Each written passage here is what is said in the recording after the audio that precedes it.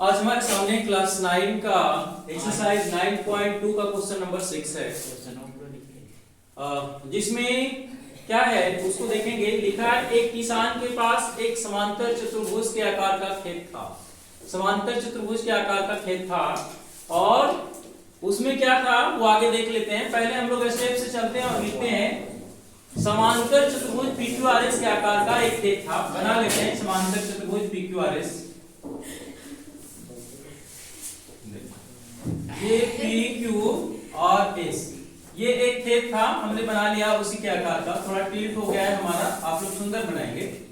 हाँ, और उसके बाद क्या लिखा है, उसने RS पर स्थित कोई बिंदु A लिया। बोल रहा है RS किधर है हमारा, ये RS है।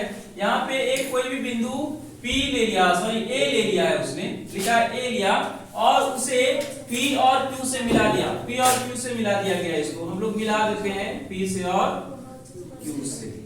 अब इसके आगे क्या हुआ, किसान ये चाहता है कि ये जो खेत है इसमें दाल और गेहूं लगाया जाए। अब वो चाहता क्या है कि इसमें दाल और गेहूं इस प्रकार लगाया जाए कि जितना दाल लगाया जाए उतना ही गेहूं लगाया जाए। तो क्वेश्चन ये है, इसमें थोड़ा हमने क्वेश्चन को पूरा नहीं लिखा है, आप पूरा लिख लेंगे, मेरे पास स्पेस कम था। तो इसमें ये पूछा गया है वो किसान ऐसा क्या करे कि वो दाल और गेहूं को इसमें बराबर लगा सके। तो हम लोग ये सोचेंगे कि कहां दाल लगाया जाए और कहां गेहूं लगाया जाए कि गेहूं और दाल बराबर हो जाए।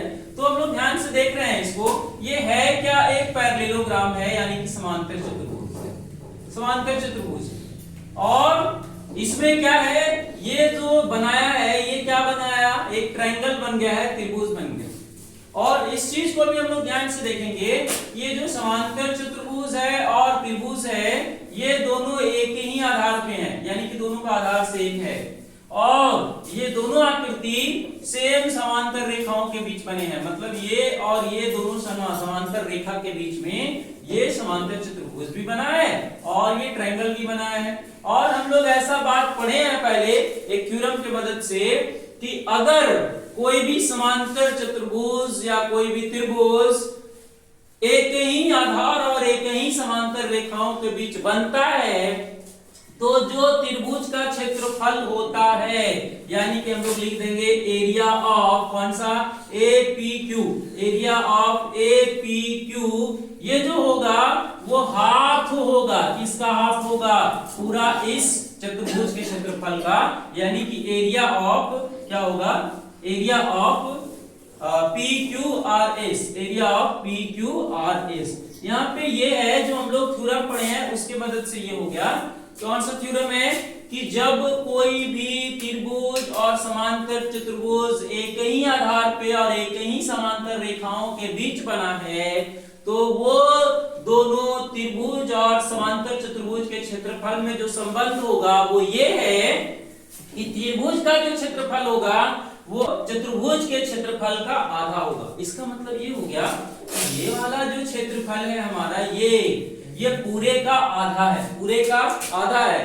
तो हमें करना क्या होगा, हमें नहीं, किसान बोल रहा है ऐसा, तो किसान को करना क्या होगा, इसमें वो क्या लगा दे, गेहूं लगा दे, इसमें क्या लगा दे, गेहूं, और ये दोनों में क्या लगा दे, दाल लगा दे। हमारे पास चौक खत्म हो गया, ले लेते हैं।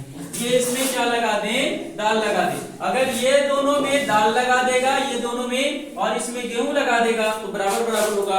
और नहीं, ऐसा नहीं करना चाहता तो फिर क्या करना चाहेगा, फिर ये दोनों में ही क्या लगा दे, दाल सॉरी गेहूं लगा दे, और इसमें ही क्या लगा दे, दाल लगा दे। उसकी मर्जी है ये। तो आपको समझ में आ गया होगा कि ये कैसे होगा। आप लोग इसी तरह से इसको कर लेंगे और ज्यादा चाहें तो यहाँ पे रीजन लिख देंगे, चूंकि क्या लिख देंगे, चूंकि एक ही आधार और एक ही समांतर रेखाओं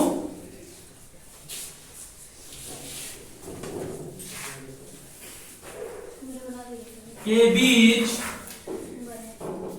बने त्रिभुज और समांतर चतुर्भुज क्या होते हैं जी, तो आकृति में एक दूसरे का हाफ होते हैं, यानी कि त्रिभुज जो होगा वो समांतर चतुर्भुज के हाफ होगा। यही तो था, बड़ा ही आसान था, केवल थोड़ा दिमाग लगाने का जरूरत है और पीछे वाले नॉलेज को रखने का जरूरत है। अगर इन चीजों को नहीं जानेंगे हम लोग तो इस प्रकार को नहीं बना पाएंगे, लेकिन अगर इन चीजों को जानते हैं तो मैथ में कुछ दम नहीं है।